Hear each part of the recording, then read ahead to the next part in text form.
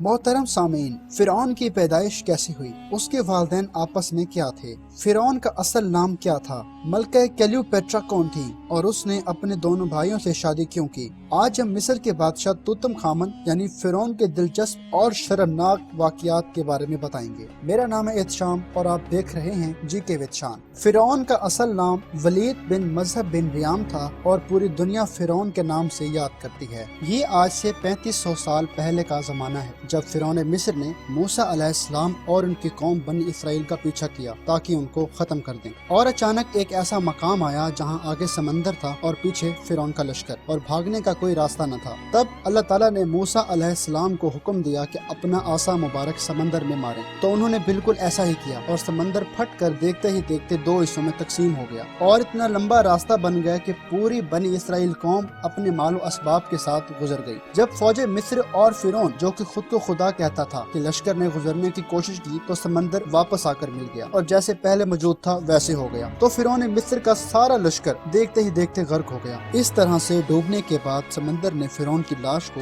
बाहर फेंक दिया और फिरौन के बाकी लश्कर का कोई बकिया निशान न मिला और आहिस्ता आहिस्ता करके वक्त गुजरता गया। मिस्री के साहिल पर पड़ी फिरौन की लाश को पहचान कर मौजूदा फिरौनों के दरबार में बताया गया और फिरौन की लाश को महल में पहुंचा दिया गया। दरबारियों ने शान शौकत से ताबूत में रखकर माबूस महफूज कर लिया। इत्तफाक से रोए जमीन पर सिर्फ यही कौम मौजूद थी जिसको मसाले लगाकर जिस्म को महफूज करने का हुनर आता था। ऐसा लग रहा था कि मिस्रियों ने यह सब कुछ आज के दिन के लिए ही सीखा है। फिरौन की लाश को मसाला लगाकर महफूज करने के अमल के दौरान उनसे एक गलती हो गई और ये गलती ये थी कि फिरौन समंदर में डूब कर मरा था और मरने के बाद कुछ अरसा पानी में रहने की वजह से समुद्री नमकियात की एक तह जम गई थी और मिस्रियों ने उन नमकियात की तह को रहने दिया और ऐसे ही हनूद कर दिया। वक्त गुजरता गया, जमीन और आसमान ने बहुत से इनकलाब देखे और एक दहाई के बाद ये सब कुछ छुप गया, हत्ता के फिरौनों के हनूद शुदा लाशें भी उन तहों के नीचे छुप गईं। उनका नाम किताबों, तामीरात, शान और शौकत लोगों को दिमागों में रह गई। इसके अलावा उनका बताया हुआ सब कुछ खत्म हो गया। इस वाक़ये के 2000 साल के बाद अल्लाह ताला के आखिरी नबी हजरत मोहम्मद सल्लल्लाहु अलैहि वसल्लम तशरीफ लाए और उन पर नाजिल होने वाली आखिरी किताब के अंदर इंसान की इबरत के लिए फिरौनों के किस्से बड़ी तफसील से बयां किए गए और इसी के साथ ही फिरौनों के जिस्म को महफूज करने के बारे में आयात तफसील से बयां की गई, जिसमें अल्लाह पाक फरमाते हैं कि हम तेरे जिस्म को आने वाले इंसानों के लिए इबरत बनाकर महफूज कर लेंगे। इस आयात मुबारक पर तमाम मुसलमानों का यकीन तो था,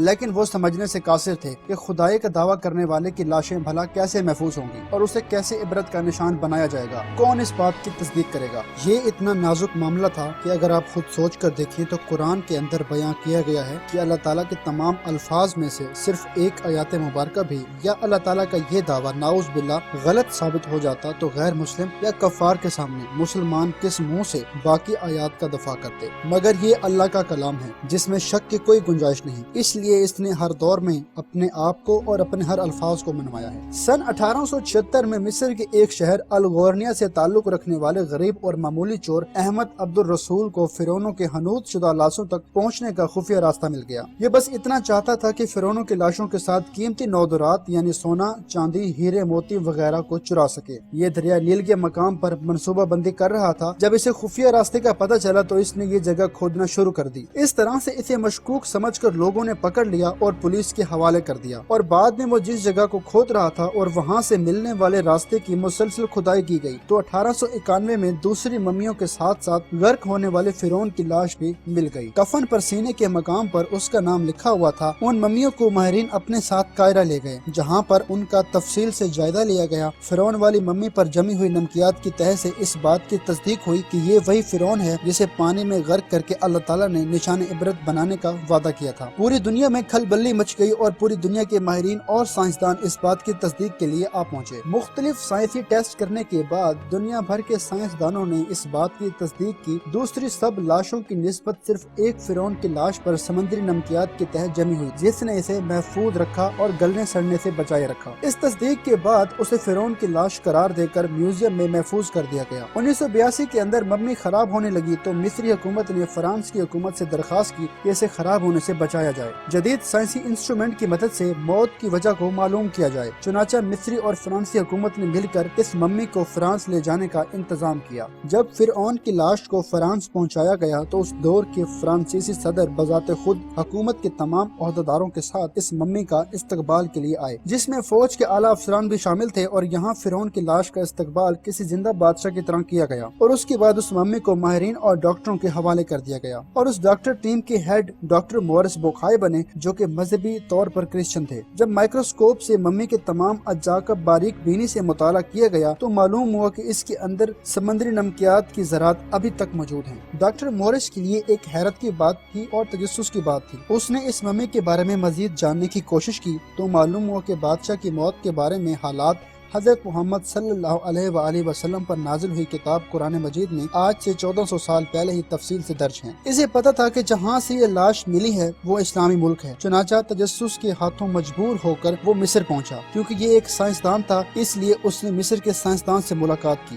جس سے قرآن کریم کی سورہ یونس آیت نمبر 90 تا 92 کا ترجمہ لفظ بلفظ سنایا۔ اس میں فرعون کی خدائی کا دعویٰ، پانی میں ڈوب کر مرنا اور پانی سے نکال کر اس کی لاش کو محفوظ کرنے کا وعدہ اللہ تعالیٰ نے واضح طور پر کیا ہوا تھا۔ ان قرآن آیات کا اشارہ واضح تھا اور صرف ایک جانب تھا کہ تجھے مرنے کے بعد محفوظ کر کے آنے والی نسلوں کے لیے عبرت کا نشان بنا دوں گا۔ تو ڈاکٹر مورس نے ان قرآن آیات کا ترجمہ پڑھا تو بے اختیار چلا اٹھا کہ قرآن سچی کتاب ہے، اس کا ایک ایک حرف سب کچھ سچا ہے، حضرت محمد صلی اللہ علیہ وآلہ وسلم سچے نبی ہیں۔ اس وقت کلمہ پڑھا اور مسلمان ہو گیا۔ قدیم مصر کے فرعون توتم خامن کو مصر کے ایک بادشاہ کی صورت میں پیش کیا جاتا ہے جو بڑے روب و جلال اور محفوظ جسم کا مالک تھا، لیکن ایک طویل سائنسی تحقیق کے بعد اس کی اصلیت دنیا کے سامنے آ گئی، کیونکہ ماہرین آثار قدیمہ، ماہرین سائنسدان اور تاریخ دانوں نے مل کر شہر گزارنے کے بعد اندر ہی اندر فرعون توتم خامن کے باقی ڈھانچہ جات پر تحقیق کی اور سپر کمپیوٹر کی مدد سے 2000 جسمانی نقوش کی مدد سے اس کی تصویر کا پتہ چلایا گیا۔ تو معلوم ہوا کہ فرعون قدر نازک جسم کا مالک تھا۔ فرعون کا بایاں پاؤں ٹیڑھا تھا اور بیماری کی وجہ سے وہ چھڑی کے سہارے چلتا تھا۔ اس کے والد اور والدہ کا جب DNA کیا گیا تو معلوم ہوا